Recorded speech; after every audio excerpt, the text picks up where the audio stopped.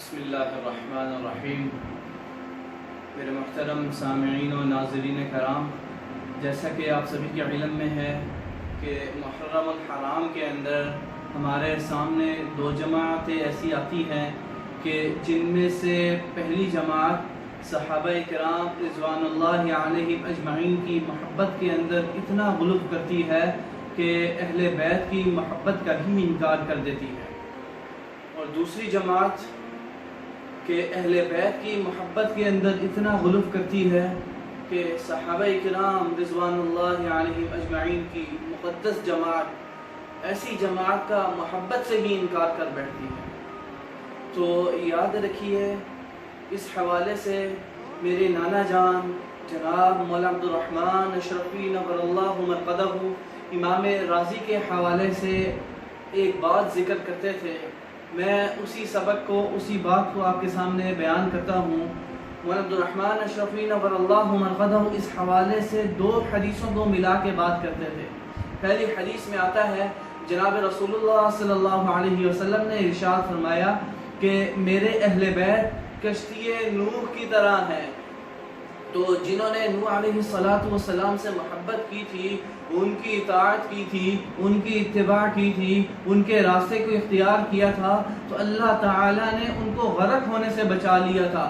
تو کیا مطلب کہ جنہوں نے اہل بیت سے محبت کی تو وہ کشتی نوح کے اندر سوار ہو گئے، لہٰذا غرق ہونے سے بچ گئے۔ اور دوسری حدیث کو بھی اس کے ساتھ ملائیں، جناب رسول اللہ صلی اللہ علیہ وسلم نے ارشاد فرمایا کہ میرے سارے صحابہ ستاروں کی مانند ہیں، اصحابی کالنجوم فبأیہم اقتدیتم اہتدیتم، تم ان میں سے جس کی بھی اقتداء کرو گے، جس کے بھی پیچھے چلو گے، جس کے بھی راستے کو اختیار کرو گے، اہتدیتم، یقیناً تم کامیاب ہو جاؤ گے۔ اب دیکھیں نا کہ پہلے عرب کے اندر ایسا ہوتا تھا کہ موسم بھی بہت زیادہ گرم ہوتا تھا، تو وہ موسم کی گرمائی سے بچنے کے لیے راتوں کا سفر کرتے تھے، اور راتوں کا سفر بھی بسا اوقات ان کا ایسا ہوتا تھا جو سمندری راستہ ہوتا تھا۔ تو سمندر کے اندر تو کوئی روڈ، کوئی راستہ نہیں بنا ہوتا، اور نہ ہی پہلے زمانے کے اندر کوئی گوگل میپ ہوتا تھا کہ جس کے ذریعے سے بآسانی بندہ راستہ معلوم کر سکے۔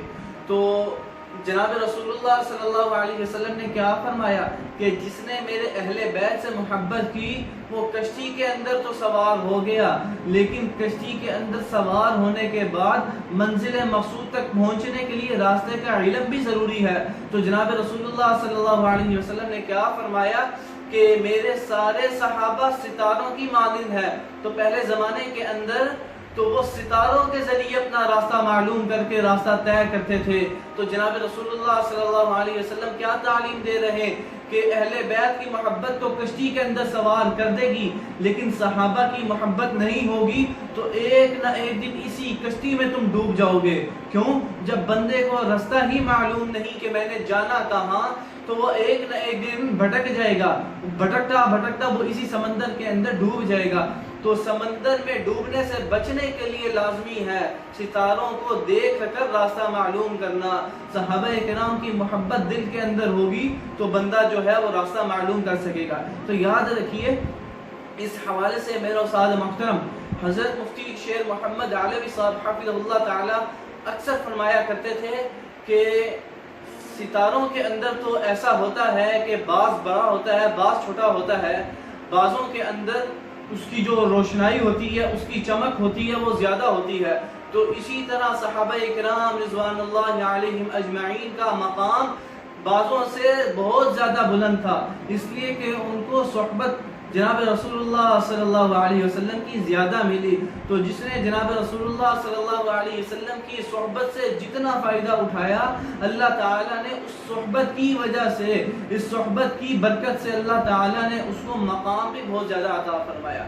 تو یاد رکھیے، اس حوالے سے آخری بات میں آپ سے عرض کرنا چاہتا ہوں کہ بعض ایسے جو صحابہ کرام رضوان اللہ علیہم اجمعین کی محبت کا ہی انکار کر دیتے ہیں، تو ان کو یہ پیغام جو مجھے میرے استاد محترم حضرت مفتی شیر محمد علوی صاحب حفظہ اللہ تعالی دیا کرتے تھے، کہا کرتے تھے کہ بیٹا کیا ایسا ہو سکتا ہے کہ ہو ستارہ مگر ہو سیاہ؟ کیا ایسا ہو سکتا ہے کہ ستارہ ہو مگر کالا ہو؟ ستارہ تو وہ ہے جو چمکتا رہتا ہے، راتوں کو بھی اس کی چمک نظر آ رہی ہوتی ہے۔ تو فرمایا ایسا بھی نہیں ہو سکتا کہ ہو صحابی مگر ہو گمراہ۔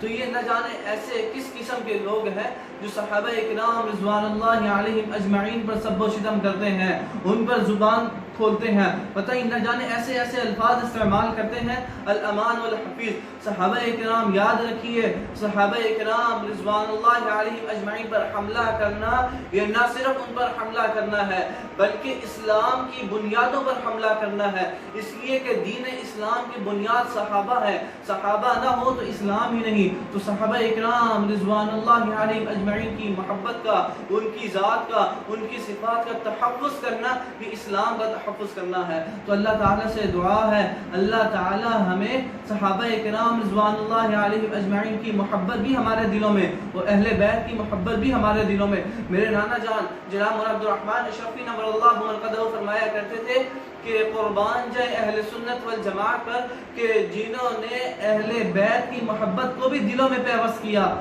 صحابہ اکرام کی محبت کو بھی دلوں میں پیوست کیا۔ یاد رکھیے ان دونوں کی محبت دل کے اندر ہوگی تو پھر ہی نجات کا ذریعہ بن سکیں گے۔ اگر ان میں سے کسی ایک سے بھی نفرت، کسی ایک سے بھی بغض رکھا تو پھر نجات نہیں، پھر تباہی کی طرف ہی جائیں گے، اللہ سے بھی دشمنی مول لیں گے، اللہ کے نبی سے بھی دشمنی مول لیں گے۔ تو جب ایسا